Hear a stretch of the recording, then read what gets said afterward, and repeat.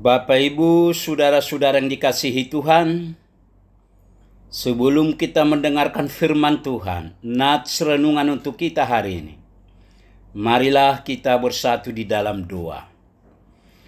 Damai sejahtera Allah yang melampaui segala akal, itulah yang memelihara hati dan pikiran saudara-saudara di dalam Kristus Yesus Tuhan kita. Amin. Bapak, Ibu, saudara-saudara yang dikasihi Tuhan, firman Tuhan nats renungan untuk kita hari ini, Kamis tanggal 21 Maret 2024, sesuai dengan Almanak HKBP, tertulis dalam kitab 1 Yohanes, pasal yang keempat ayat 16. 1 Yohanes 4 ayat 16, kita telah mengenal dan telah percaya akan kasih Allah kepada kita.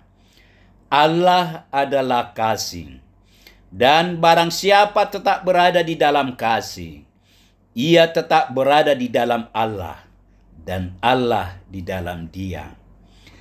Kita telah mengenal dan telah percaya akan kasih Allah kepada kita. Allah adalah kasih, dan barang siapa tetap berada di dalam kasih, ia tetap berada di dalam Allah, dan Allah di dalam dia. Demikian firman Tuhan. Allah adalah kasih.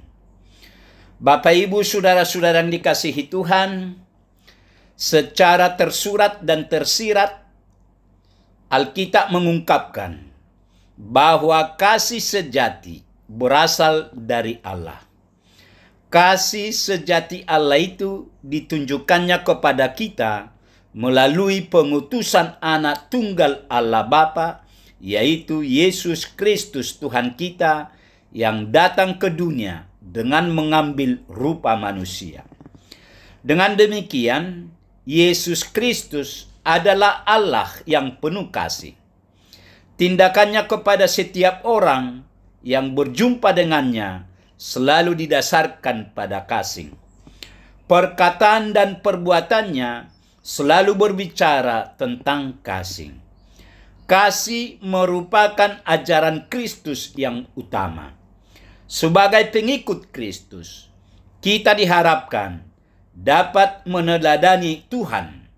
Mengasihi Tuhan dan sesama merupakan panggilan orang Kristen. Namun, kasih bukan barang jadi. Ia mesti dibentuk dan diupayakan secara terus-menerus di dalam diri seseorang. Mengasihi merupakan proses yang tidak mudah. Banyak hambatan dan tantangan untuk bisa mengasihi, seperti teladan yang diberikan Kristus. Tuhan mengasihi kita ciptaannya, namun sayangnya kita sering tidak menyadari akan kasih Tuhan. Segala sesuatu yang terjadi dalam hidup kita terasa biasa. Hal-hal yang kita lakukan menjadi rutinitas. Di tengah situasi seperti inilah, kita perlu menyadari akan kasih Tuhan yang besar. Saudara-saudara yang dikasihi Tuhan, dalam nats ini, Rasul Yohanes mengatakan, kita telah mengenal dan telah percaya akan kasih Allah kepada kita. Allah adalah kasih, dan barang siapa tetap berada di dalam kasih, ia tetap berada di dalam Allah, dan Allah di dalam dia. Lewat pemberitaan ini, Rasul Yohanes ingin mengingatkan saudara-saudara seiman yang dikasihi pada zamannya, kepada kita pada zaman masa kini, dan kepada semua orang percaya dari zaman ke zaman, agar pertama hendaklah saling mengasihi. Dalam hal ini, Rasul Yohanes menasihati, mengingatkan, dan mengajak semua saudaranya yang seiman pada zaman itu, dan kita pada masa kini, dan semua orang percaya dari masa ke masa, agar hendaknya kita semua saling mengasihi. Mengapa? Karena kasih itu berasal dari Allah.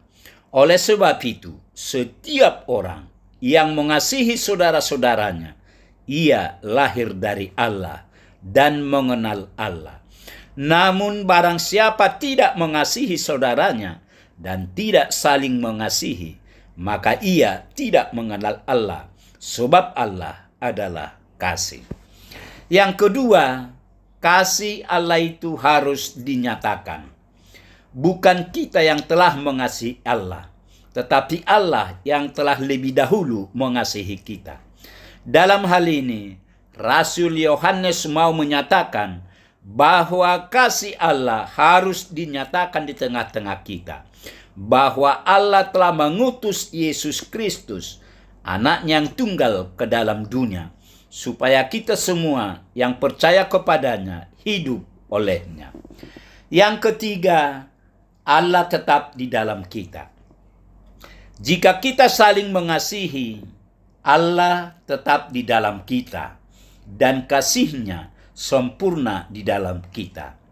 Rasul Yohanes juga menjelaskan bahwa apabila Tuhan sedemikian rupa mengasihi kita, maka seharusnya kita juga saling mengasihi. Tidak ada seorang pun yang pernah melihat Allah. Apabila kita saling mengasihi sesama saudara, maka Allah tetap di dalam kita. Kemudian kasih Tuhan akan sempurna di dalam diri kita. Kita telah mengenal dan percaya terhadap kasih Allah kepada kita. Allah adalah kasih. Karenanya seseorang yang tetap berada di dalam kasih, maka ia tetap berada di dalam Allah dan Allah di dalam dia. Dan dalam hal ini pula lah kasih Allah sempurna di dalam kehidupan kita. Allah begitu mengasihi kita sehingga Dia memberikan Yesus anaknya untuk hidup, mati, dan bangkit kembali demi menebus kita. Oleh sebab itu, semua orang yang menerimanya diberinya kuasa supaya menjadi anak-anak Allah, yaitu mereka yang percaya dalam namanya. Amin. Marilah kita berdoa. Tuhan Allah Bapa di surga, Bapa yang kami kenal dalam Yesus Kristus, puji syukur, terima kasih Tuhan atas pemberitaan firman-Mu kepada kami pagi ini. Firman-Mu mengingatkan kami bahwa Allah adalah kasih. Karena itu kami juga dituntut supaya kami saling mengasihi. Berkatilah firman-Mu ini ya Tuhan, agar firman-Mu ini menjadi kekuatan dan terang bagi hidup kami. Terima kasih Tuhan, dalam Yesus kami berdoa dan mengucap syukur. Amin.